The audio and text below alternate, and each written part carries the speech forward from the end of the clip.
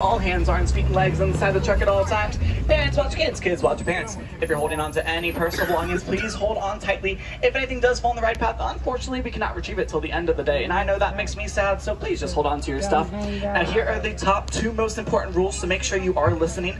Number 1, please no standing. Please stay seated at all times. I am actually driving this truck, and these are real animals out there, so we want to be as safe as we can.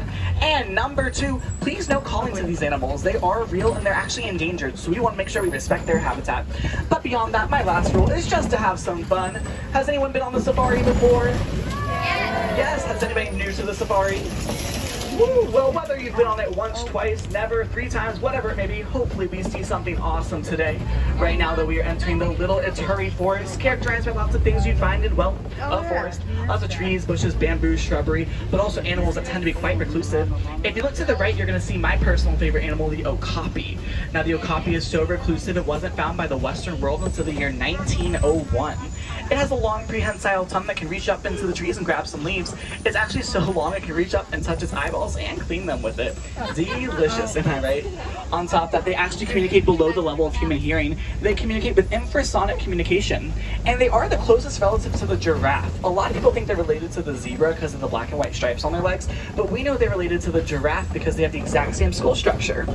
Now friends, if you do look at that animal spotting guide right above you, that is going to give you a fantastic idea of the animals we're going to see out here today. Now I can't guarantee we'll see all of them, but I generally get some pretty good luck seeing most of them. Also though, if y'all ever see an animal I do not see, please call it out to me. I do not want to miss a single thing.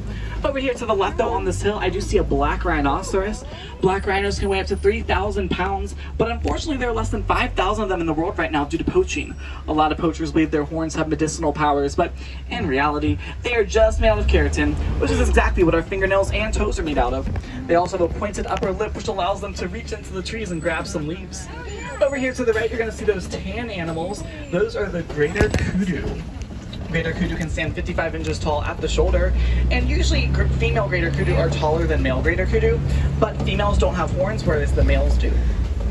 Alright, I'm trying to see if I see anybody else over here.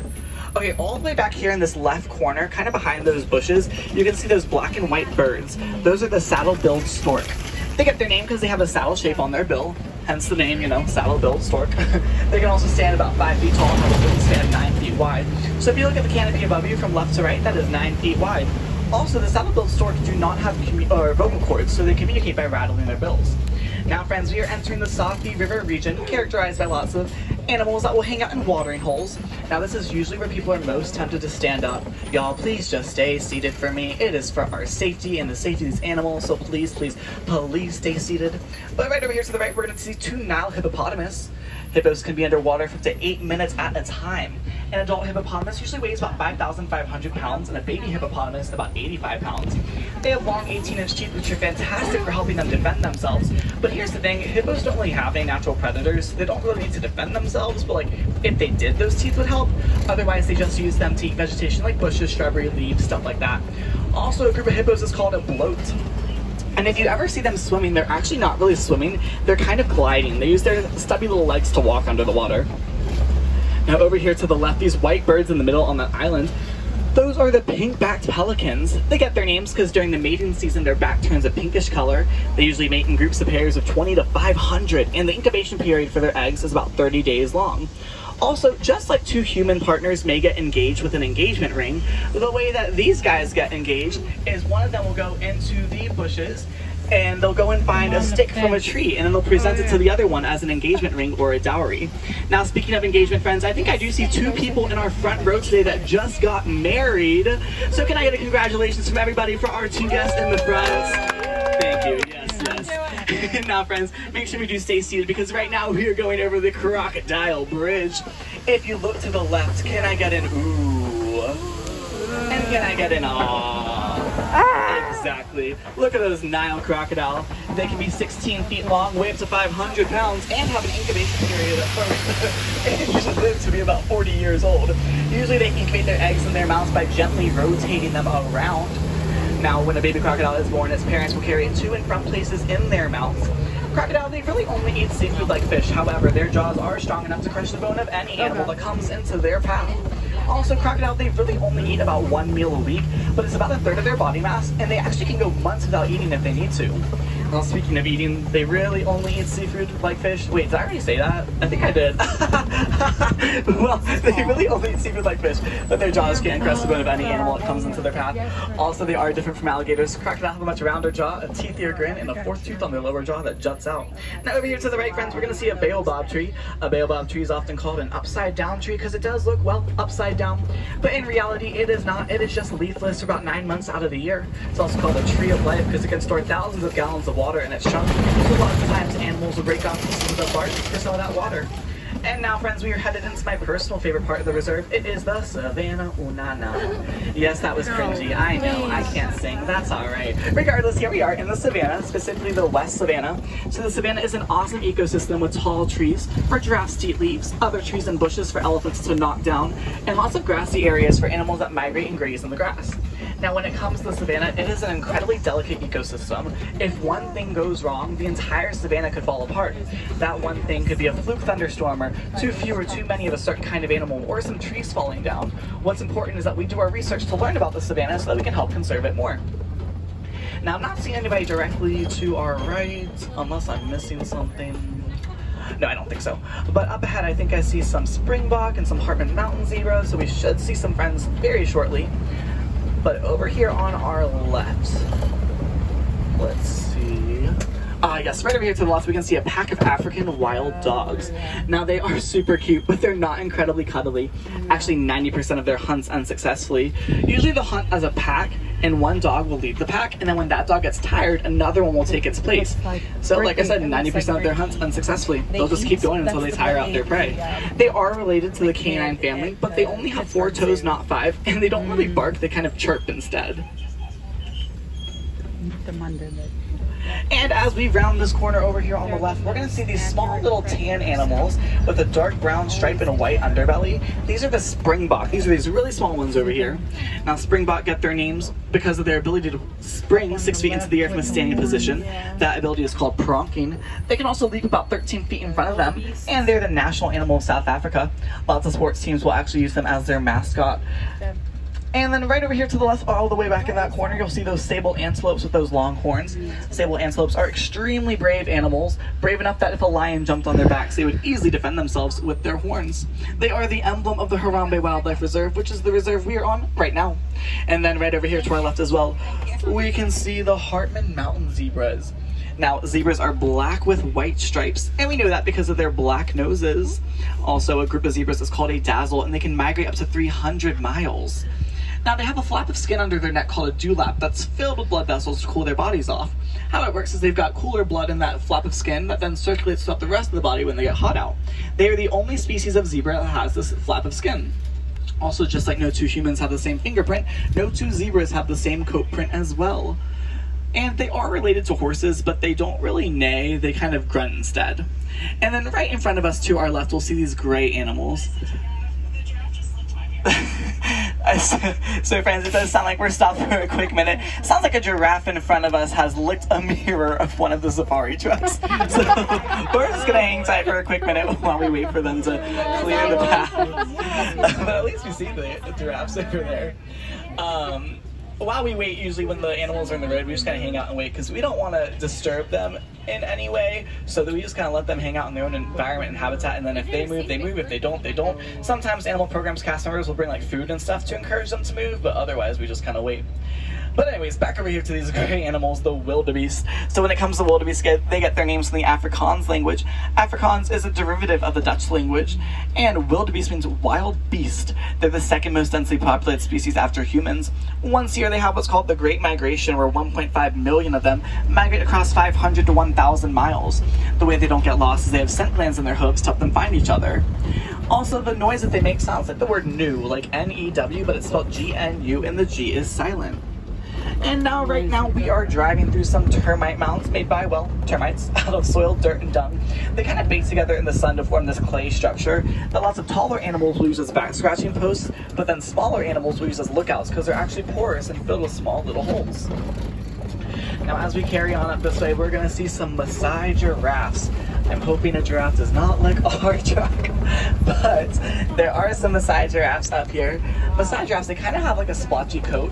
It's almost like I took a watercoloring paintbrush and painted on their coats. They're the tallest animals in the world, standing 18 to 20 feet tall. They also have the highest blood pressure of any animal because their heart weighs 25 pounds and can be 2 feet wide. They have purple tongues, which allows them to eat leaves from trees throughout the day without getting their tongues sunburnt. Also, giraffes only sleep for about 30 minutes a day, and even then only for seconds at a time. Usually they sleep while they're standing up. That is because they're always ready to protect or defend themselves. If you ever see them sitting or lying down, that's actually a really good sign that they're super comfortable in their environment. What's awesome is here on the reserve, you'll see them sit and lie down quite often, which means that they're pretty comfortable here. So comfortable that one time a mama giraffe gave birth to a baby giraffe live in front of guests on the safari. Also so comfortable that sometimes they will lick our trucks. But speaking of giving birth though, when a baby giraffe is born, it has a 6-foot drop to the ground, but within an hour it can stand, walk, and run. Over here you'll actually see a baby giraffe, that small little one. He's like the really tiny one. That is baby Humphrey. He was born quite recently. Now I'm going to hold just here for a little bit and let this migration carry on. I'm going to call the reserve warden real quick though and let them know that we are holding for these giraffes as they migrate.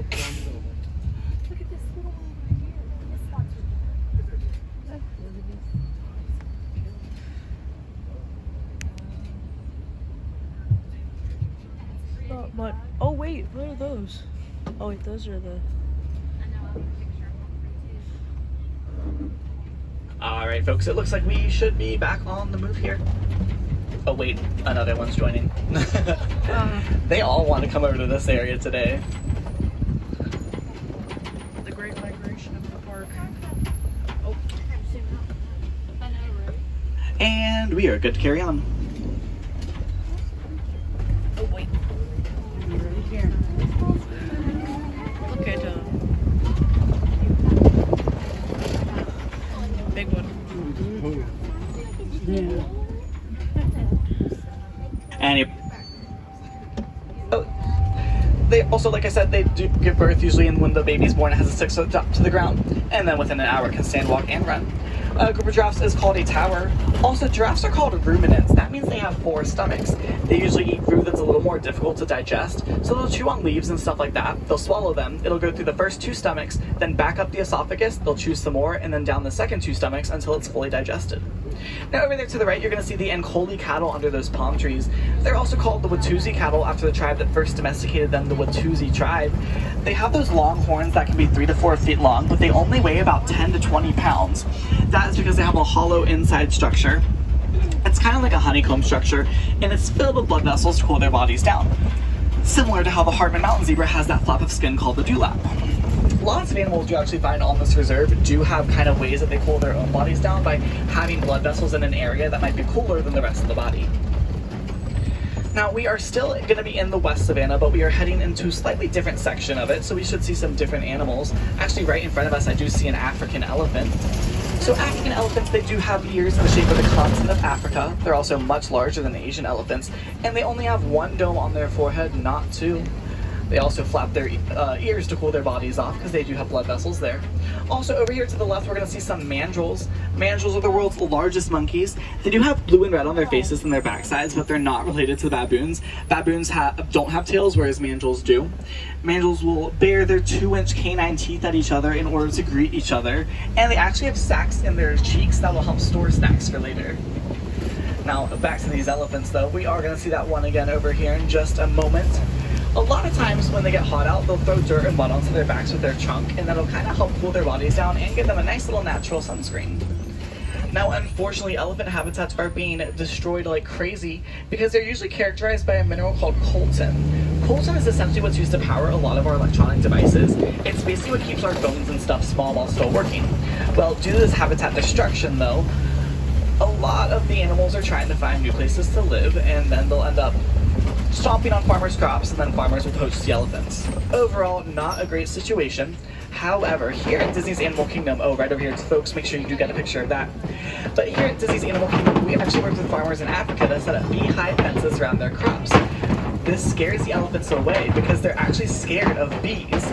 So it'll scare the elephants away, and then the elephants will no longer stomp on the farmers' crops. Therefore, the elephants will no longer be poached, and now farmers have a new resource to sell, which is the honey from bees. So again, elephants are scared of bees. We learned that here at Animal Kingdom, so we worked with farmers in Africa to set up beehive fences around their crops. Now this does still leave one pretty big issue though. What do we do about the habitat destruction these elephants are facing? Well, that's kind of where all of us come in. Something we can do to help is I know every now and then I'll upgrade my phone to the newest version or my laptop or whatever it may be. When I do that though, it is a good idea to go ahead and recycle that old electronic, because by doing that, less coltan is mined and more is recycled. Therefore, less habitat space is being destroyed to get coltan. Oh my gosh, friends, we are going to see some more elephants up here. Now, unfortunately, elephants are also being poached through their tusks because their tusks are made out of ivory, which is considered extremely valuable on the illegal market. What's pretty awesome though is there's actually a nut called a taqual nut, T-A-Q-U-A-L, a taqual nut, and it is a fantastic substitute for ivory on any market. Also, if you want to help out with the conservation of elephants, there's actually a website. It's called poopoopaper.com. Just like that, poopoopaper.com. So elephants actually eat 300 pounds of food a day, which you could imagine is going to produce a lot of waste. Well, what's really awesome is there's actually recyclable material of elephant dung that, yes, they sanitize, all that kind of stuff, and then they can make it into paper. And you can actually purchase that paper on that website, poopoopaper.com, or you can go to the Harambe Market Village, which is right outside the Kilimanjaro Safari attraction, and you can purchase it, and then that money will actually go towards the conservation of elephants. Now, elephants, usually the gestation period for them is about 22 months, which, like, that is a long time, but it makes sense considering such a large animal does have to develop. And usually the oldest female elephant is the matriarch, and she'll take a baby elephant under and help it grow until about the age of 12, 13, or 14. Once it reaches that age, though, if it's a male, it'll go live on its own in solitude, because male elephants do live in solitude, but if it's a female, it'll live with the rest of the herd. They are getting a drink of water. Me too, it's hot out. It's always hot out, it's Florida. Alrighty. Well, let's keep on moving along. Also, when it comes to elephants, they actually have padding in their feet that makes their feet kind of cushioned, so that then it absorbs all the shock of the ground, because they are pretty, you know, large animals. But with that, those cushioned feet, it'll help them so that it's not as much stress on their body to be standing up. Now, over here to the right, friends, we are going to see a flamboyance of greater flamingos. A group of flamingos is called a flamboyance, and greater flamingos are the tallest and largest species of flamingos. Now, they get their pink color when they eat brine shrimp, which has beta-carotene in it. Usually when they're born, they have kind of a grayish color, but as they eat that brine shrimp, they'll get that pinkish color. And now, everybody, we are going to be exiting the West Savannah and headed into the East Savannah, where we should see a pretty different collection of animals. So the West Savannah was very open, and that's for animals that tend to migrate and graze a little bit more. They need more open space to do that. Whereas the East Savannah is a little more covered and shaded, and that's for animals that either they're a little more reclusive and shy, or they just need this covering a little more. Also, though, it's actually a survival technique for a lot of the animals in the West Savannah to be out in the open, because then predators are less likely to attack them if they're out in the open, because then it would give the predators hiding space away. Here, though, this is where a lot of the predators will hide. Over there to the left, though, we can see some white rhinoceros. White rhinos, they actually get their names. It's a mispronunciation of the Afrikaans word vite. Vite means wide. They have really wide mouths which help them graze in the grass. They're also much larger than black rhinos. They weigh about 4,000 to 5,000 pounds. Similar to elephants, they have really sensitive skin too, so oftentimes they'll roll around in this like mud over here and cool their bodies off and get a nice sunscreen. On top of that, though, when it comes to rhinos, they can really only see about 10 feet in front of them. That's because, you know, they do have that like big horn like right in the middle of their face, but they have excellent hearing, which helps make up for that lack of vision. Just like sharks and smell. And a group of rhinos is called a crash, and they can charge about 35 miles per hour. Now over here to the left, friends, we are going to see some cheetahs. Cheetahs are the world's fastest land animals. They can reach speeds of 60 miles per hour within 3 seconds. They're great sprinters. They can usually run the length of an American football field, but after that length they do get pretty tired. They're not the best long distance runners in the world. Also, they do have black under their eyes, which helps easily reflect the sun, and their tails act very similarly to the rudder of a boat, helping them change direction whenever they're running. Now, unfortunately, cheetahs are facing an incredible amount of habitat destruction. It's actually due to us humans. We're the ones that are oftentimes taking up their habitats and then forcing them to find their way to survive in small pieces of land, which sometimes doesn't really end up well for these cheetahs. But if you've seen the movie The Lion King, then you have seen Okapi rock formation before when you saw Pride Rock. Oh my gosh, they drew a 50 on the rock. That is so cute. I have not been to work since since the 50th, but there's a 50 on the rock. Anyways, I think I'm too excited about that.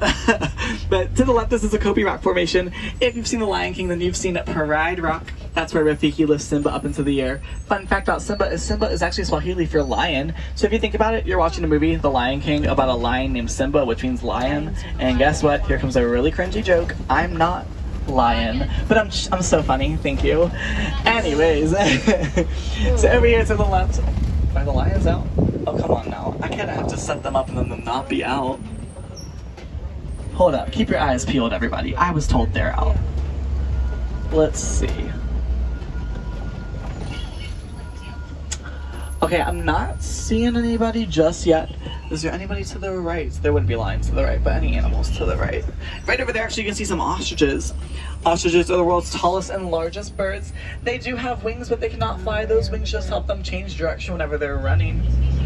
Also, their legs are super strong enough to kick a lion, and they can run about 35 miles per hour. Alrighty, let's see. Maybe they will be around here, around the corner. If not, I sincerely apologize. Oh wait, we see one? Where? I see it. It's like in the corner of the rock. Oh, far right in the corner. Okay, at least we saw a lion. I feel relieved. I was worried. So the fluffier the mane of a male lion, the more dominant they're considered. Also, a lion's roar can be heard about 5 miles away. Usually lions have papillae on their tongues, which helps their tongues act kind of like sandpaper to then clean the bones of their prey. And now over here on the left, these guys are also hard for me to see sometimes. They kind of blend into the rocks. We'll see if we can see them on the other side. We're looking for warthogs over here. Oh wait, we saw one? They look like frogs. Over there, yes, they're laying down, I think. These are some warthogs. Now, warthogs, who do we usually associate them with? Pumbaa, exactly. Hakuna Matata. It means no worries for the rest of your days. Here's the thing though, Pumbaa in Swahili means foolish one, but warthogs are incredibly smart. They're one of the only animals that can back up on their own. They use their upper tusks to dig burrows, and they back up into the burrows. They also have lower tusks that are very sharp and can help them defend themselves. They can run about 35 miles per hour as well. Oh, there they are laying down right over there. Now when it comes to warthogs, so us humans, we are diurnal. That means that we are asleep at night and awake in the day. Lions, they sleep 16 to 20 hours of the day. They're nocturnal, meaning that they are awake at night and asleep in the day. Now when it comes to warthogs, based on the day, they decide what they are. So one day they wake up and they're diurnal, one day they wake up and they're nocturnal. It just depends on the day, really, for them. And now, my friends, we are headed into the newest part of the reserve. We are going into the Magadi Glen. Now the Magadi Glen is home to some adorable animals. They're so cute. They're going to be over here on the left in just a minute. These are the Nigerian dwarf goats. They are so small and they actually are adults. They stay the size their entire life. They have a fantastic relationship with the environment, making milk and cheese be sold in the local market. They also take up very little habitat space, making room for other animals, and they eat weeds other animals don't usually eat. If you ever see them playing around, that's actually a really good sign of them maturing. The goat that plays the most is technically the most mature. Also, there's a bump coming right about now. Also, just like giraffes have 4 stomachs that are considered ruminants, so are these goats. They have 4 stomachs as well. Now, friends, I do have some sad news. It does look like the safari portion is coming, or the animal portion of the safari is coming to an end. But did we enjoy our safari today? Yeah. Yes, that is what I like to hear. I'm glad y'all had a great time, because I know I did. And we saw lots of animals out there, but unfortunately a lot of the animals that we saw are being poached or going extinct or facing habitat destruction. So what can we do to help them? Well, here at Disney's Animal Kingdom, there is what we call the Disney Conservation Fund. You can go to any merchandise location at this theme park, and you can donate to the fund, and Disney will match that donation dollar for dollar. On top of that, though, there are lots of other things that you can do. There's the 3 R's, reduce, reuse, recycle, especially when it comes to plastic and paper. And as also, you could get a metal straw instead of a plastic straw, or reusable utensils instead of plastic utensils. But as corny and cheesy as it's going to sound, y'all, truly just having a conversation about conservation can make such a difference. So I encourage you, bring one fact, just one fact that you learned today back home with you, and talk to your friends and family about it. The more we talk about the kind of stuff, the more of a difference we can make. Now we are just easing up on our way. It seems like we have a bit of a traffic jam, but soon enough we are going to be out in our unloading dock. Definitely make sure that you have all your personal belongings together right now.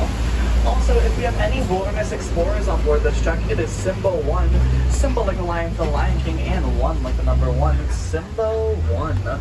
There's going to be a tent right by the entrance to the attraction that you can go to, and you can get your badge for your Wilderness Explorer book. On top of that, if you're looking to see some more animals today, I definitely recommend going to the Gorilla Falls Exploration Trail. It's going to be right outside the Kilimanjaro Safari attraction. You can go over there and see some gorillas. There's also the Maharaj Jungle Trek over in Asia as well, where you can see some tigers. Both of those, I believe, are going to be open until 6:45 today, so definitely make your way over there before then. Also, you could go to Rafiki's Planet Watch. You can take a nice little train ride on the Wildlife Express train. And you can go over there into the conservation station and learn how to draw some iconic Disney characters. But also over there, there is the affection section where you can pet some really adorable animals as well. Now the last train for that does leave at 4:30. So right now it is 1:30. So you got 3 hours. But if that's something you're looking at doing, that train the last one is at 4:30. Also, if you enjoyed a lot of the animals that you saw today and here on the safari, I definitely recommend, if you have the Disney Plus streaming service, to watch the Magic of Disney's Animal Kingdom documentary on Disney Plus. It's about an 8-episode documentary, about 15 minutes each, and it does a great job showing how these animals here are taken care of. You get to go behind the scenes, see how our keepers take care, or the animal program's cast members take care of them, and also you get to go over to our friends at Epcot with Nemo in the Seas with Friends, and you can see how some of that aquatic life is taken care of as well. I definitely recommend giving it a shot. Now friends, here on the reserve, we do not like to say goodbye. It is far too sad, far too formal, so instead we say Kwaherini, which means go well. So Kwaherini friends, go well, go wild, and remember, it is a jungle out there. If you enjoyed the safari today, my name is Corey, but if you did not, that is super awkward. My name is not Corey, it is Dory. You can find me with Nemo and Marlin, and we can just keep swimming, just keep swimming. No, I'm just kidding. I really do hope you all had a great time out there. Remember friends, Kwaherini, go well, go wild, drink lots of water, stay safe, wear your mask and gloves, wear sunscreen, all that kind of stuff. And for all my friends on the right, go ahead and watch your hands, arms, feet, and legs, those doors sliding open on the right. Kwaherini friends, and enjoy the rest of your day wherever your travels may lead you.